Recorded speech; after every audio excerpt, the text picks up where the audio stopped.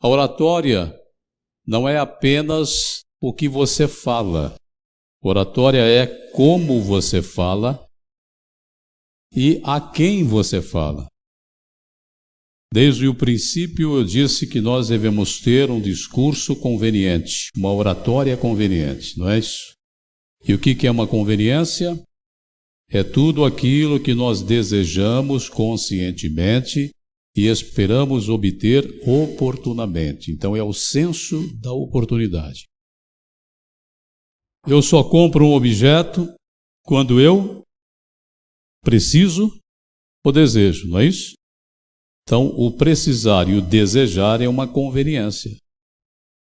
Só que, como eu já disse, uma conveniência nem sempre é um produto, nem sempre é o dinheiro, pode ser outras coisas.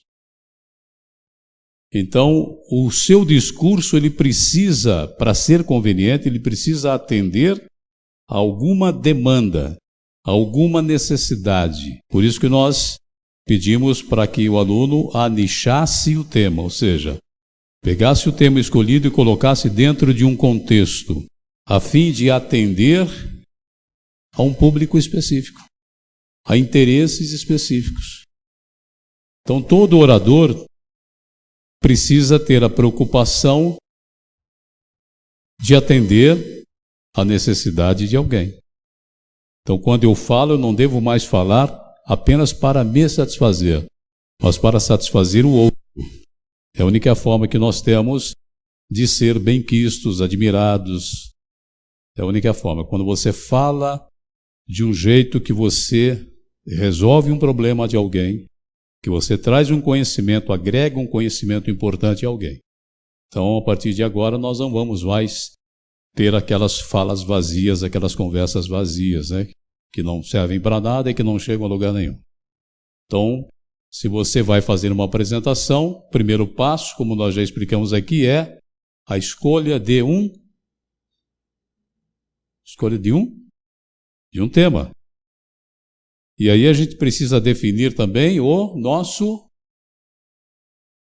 objetivo. Quando você tem um tema e você tem o objetivo definido, fica mais fácil falar.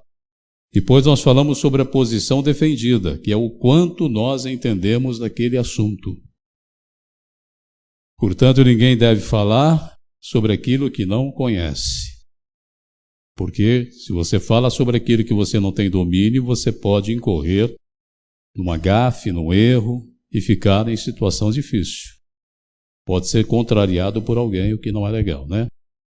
Então, o passo é tema, objetivo, conhecer o tema, ou seja, uma boa posição defendida, e depois trazer isso tudo para dentro de um contexto, a fim de atender a conveniência de alguém, a necessidade de alguém, o desejo de alguém. Vocês vão ter consciência disso daqui para frente? Bom? Todas as pessoas que nós vemos fazendo discursos e nós admiramos, essas pessoas são admiradas exatamente porque elas falam com autoridade, que é uma coisa que nós também tratamos aqui. Lembram que eu falei que a posição defendida é que vai te dar de fato a autoridade? Embora nós podemos ter a autoridade pela competência, que é pelo conhecimento de uma formação acadêmica ou de uma formação técnica, nós podemos ter autoridade pela nossa experiência, desde que a nossa experiência seja de conhecimento do público, e nós podemos ter autoridade pelo testemunho. Quando você viveu alguma situação, testemunhou uma situação, foi testemunho ocular de alguma situação, você poderá ter autoridade sobre aquilo que você testemunhou. Então, são 3 formas de se obter a autoridade. E toda pessoa que fala, ela precisa ter autoridade. A pessoa que está trazendo uma opinião, trazendo um conhecimento, você precisa confiar nela. Portanto, ela tem que inspirar confiança, ela tem que ter autoridade. Vocês concordam? Concordam? Então, todos esses detalhes a gente não pode esquecer daqui para frente. Porque eu sei que se você não praticar, daqui a pouco você esqueceu de tudo. inclusive da postura. Então, se a gente leva por essa ordem lógica, você será capaz de falar sobre qualquer assunto. Ah, peraí, você não disse que a gente só deve falar sobre aquilo que nós dominamos? É verdade. Você pode hoje não ter conhecimento sobre um assunto específico, mas você poderá aprender sobre ele, sim ou não? Então eu vou pesquisar, eu vou estudar, eu vou ler nos livros, eu vou na internet, eu vou conversar com gente que já tem experiência e vou também acumular conhecimento sobre aquilo. Então eu poderei falar sobre qualquer assunto desde que eu tenha conhecimento suficiente para isso. Então o passo a passo é esse. Se você tiver isso sob controle, você pode escrever um livro. Você pode preparar uma aula, você pode preparar uma palestra, sempre dessa forma. Escolha do tema, preocupado, obviamente, em levar esse conhecimento para um público que vá se interessar por ele. Significa que eu preciso saber qual é a necessidade do meu público, qual é o objetivo do meu público, qual é a conveniência do meu público. Quando eu sei disso, eu então preparo o meu tópico frasal, que é para chamar a atenção exatamente desse público, e depois eu desenvolvo a minha fala por meio das premissas. As premissas nada mais são do que alegação sobre aquilo que eu afirmei. Então, se eu trouxe um tema, um tópico frasal, eu preciso agora trazer alegações sobre aquilo, afirmações sobre aquilo. Por que eu tenho essa ideia? Por que eu estou dizendo isso? Eu tenho que fundamentar, então tudo tem que ser fundamentado. Essa fundamentação, ela pode vir da minha própria experiência, do cotidiano, pode vir dos estudos que eu já tenho, pode vir de fontes confiáveis, não é?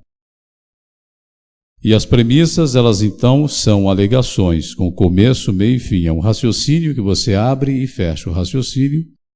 Se aquilo ainda não for suficiente para convencer o meu público, então eu trago mais um raciocínio, ou seja, trago uma segunda premissa. Se ainda não foi suficiente, eu trago uma terceira premissa. Quantas premissas forem necessárias para finalmente acabar com qualquer dúvida que possa existir sobre o tema. Porém, vocês sabem que tudo é uma questão de... Tudo depende do tempo. Então, quando eu digo assim, você pode trazer quantas premissas forem necessárias, você não pode ignorar a questão do tempo. Porque muitas vezes eu não tenho tanto tempo assim para ficar falando, né, por horas e horas.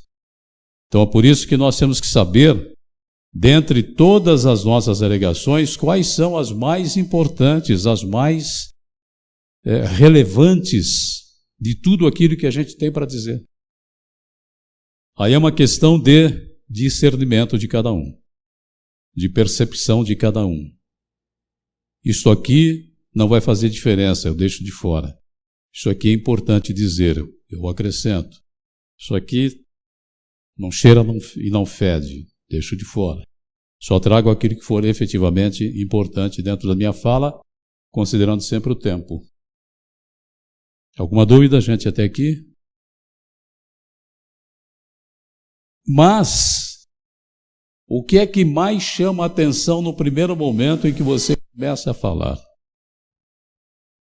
O que é que as pessoas vão observar em primeiro lugar? A sua postura.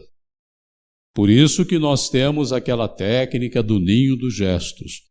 Nada de mãos penduradas, costas, nada de ficar enfiando mão nos bolsos. Como é a posição do ninho dos gestos? Braço flexionado e as mãos aqui, para que elas possam ajudar na explicação. As mãos, elas servem para ratificar, para fortalecer uma mensagem. Então as mãos, elas precisam estar sempre aqui. Mesmo que eu esteja usando o microfone, ó, essa mão está por aqui, eu posso trocar de mão, né? Se eu estiver sem o microfone,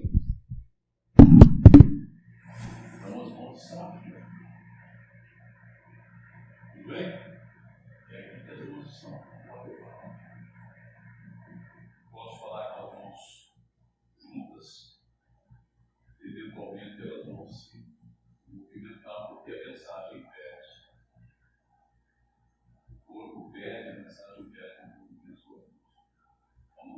podemos esquecer disso. Coisa mais.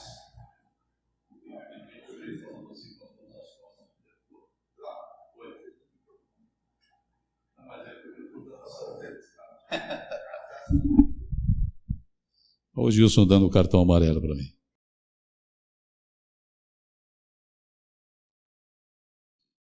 Água. Água, a gente tem que ter sempre água por perto, porque vai bater o nervosismo, a boca vai secar.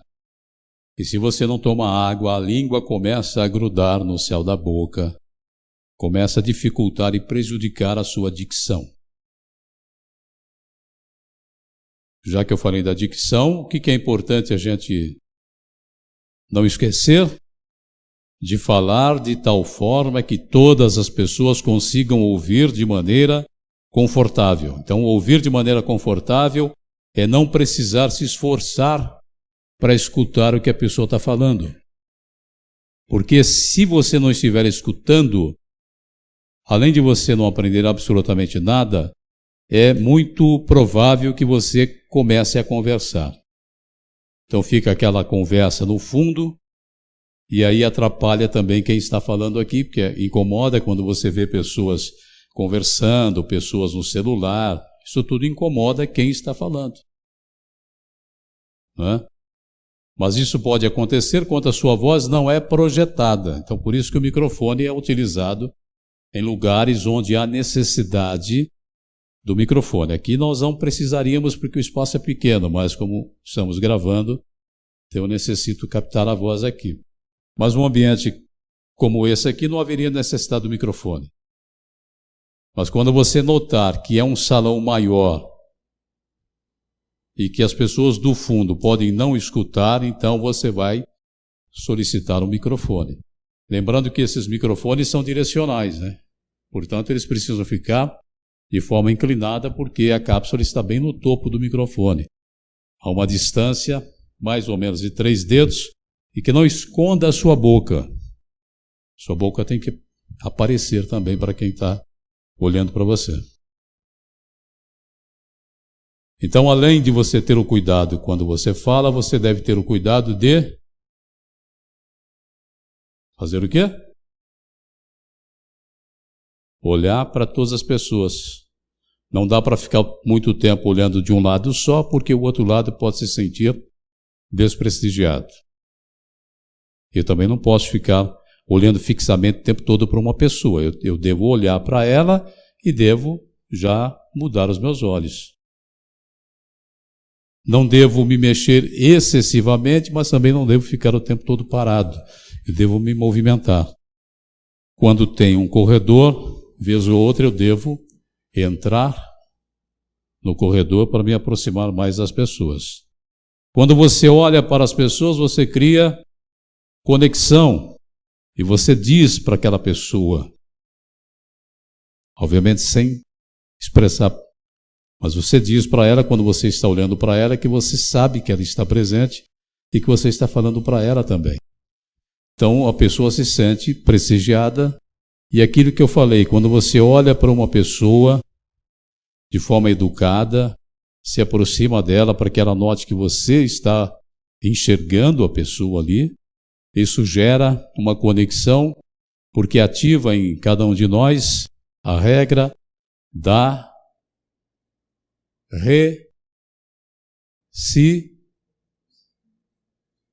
reciprocidade.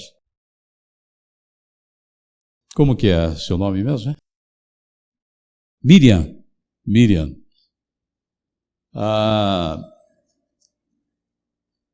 Então veja bem, Miriam, quando a gente trata bem uma pessoa, a pessoa meio que se sente na obrigação, isso é inconsciente, de retribuir a gentileza. Então uma das coisas que eu digo aqui é sempre isso. Você trata bem a pessoa que ela vai retribuir. Então, considerando isso, eu tendo a falar agora sobre a fina reputação para zelar, que é outra coisa que a gente não deve esquecer jamais. Como é que eu aplico isso com o público? Vocês se lembram ou não? Como é que eu aplico isso? A fina reputação para zelar. Dá um voto de confiança. Você diz: eu adoro falar para pessoas assim tão concentradas, tão simpáticas como todos vocês aqui. Como é bom falar com gente assim, que presta atenção. Porque o mundo ele está de tal forma que as pessoas já não prestam mais atenção umas às outras, né? Todo mundo quer falar, quer dar a sua opinião, mas não quer escutar a opinião do outro. Então o mundo está caminhando desse jeito. Então, com isso, a nossa comunicação ela não chega de forma adequada, e aí as pessoas começam a deturpar aquilo que a gente está tentando falar, elas não compreendem, e aí os conflitos acabam surgindo, os conflitos de relacionamento. Então, quando eu me deparo com um público tão maravilhoso quanto esse, que está concentrado, que não se distrai por nada, eu fico muito feliz. O que é que eu fiz aqui? Eu dei um voto de confiança. A fina reputação para zelar não é um elogio. A fina reputação para zelar é um voto de confiança. É o que você oferece às pessoas antes da tarefa realizada. E a gente pode aplicar isso com os filhos, com os cônjuges, com os subordinados, com os colegas de trabalho. Em todo canto a gente pode se valer da fina reputação sem a pessoa perceber que ela está sendo vítima, digamos assim, dessa técnica.